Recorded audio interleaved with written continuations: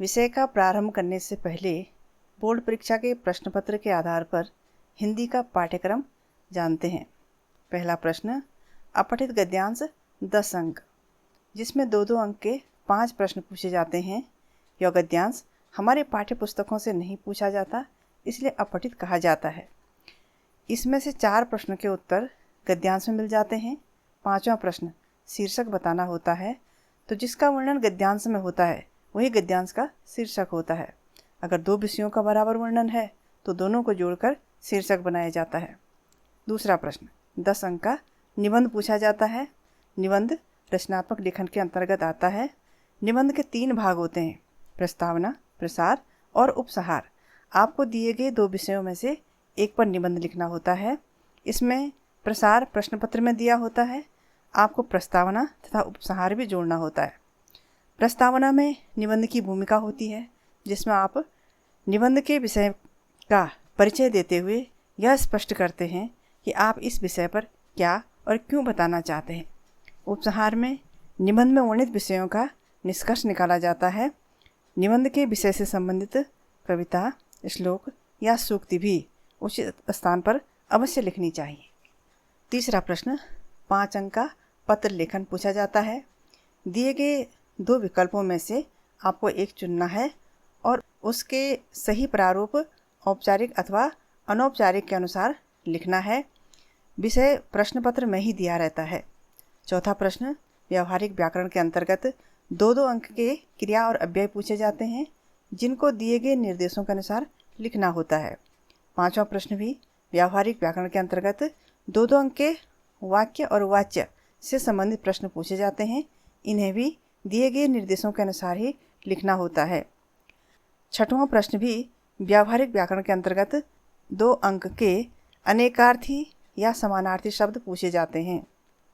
7वां प्रश्न पाठ्य पुस्तक क्षितिज भाग 2 की कविताओं से 2 काव्यांश पूछे जाते हैं, जिनमें से एक चुनकर उस पर आधारित दिए गए 3 प्रश्नों में से 3-3 अंक के 2 प्रश्नों के उत्तर लिखने होते हैं।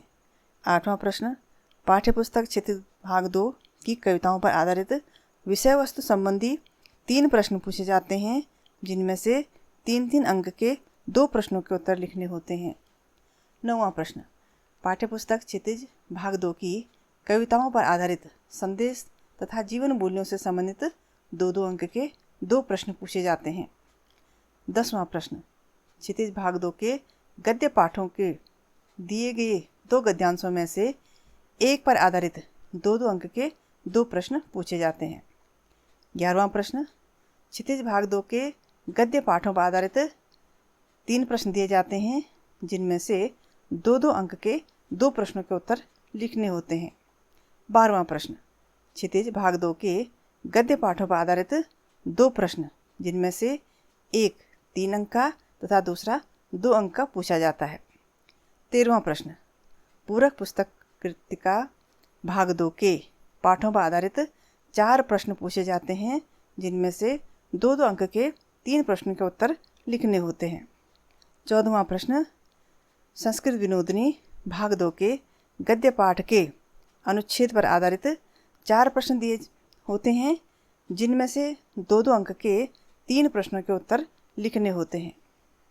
15वां प्रश्न विनोदिनी भाग 2 के श्लोक अर्थात पद्य अनुच्छेद पर आधारित 3 प्रश्न दिए होते हैं, जिनमें से 2-2 अंक के 2 प्रश्नों के उत्तर लिखने होते हैं। 16वां प्रश्न विनोदिनी भाग 2 के पाठों पर आधारित 4 प्रश्न दिए होते हैं, जिनमें से 2-2 अंक के 3 प्रश्नों के उत्तर लिखने होते हैं। 17वां प्रश्न विनोदिनी भाग 2 के पाठों से रिक्त स्थान दी गई शब्द सूची में से भरने होते हैं। इनमें 6 वाक्यों में से 1-1 अंक के 4 वाक्य पूर्ण करने होते हैं।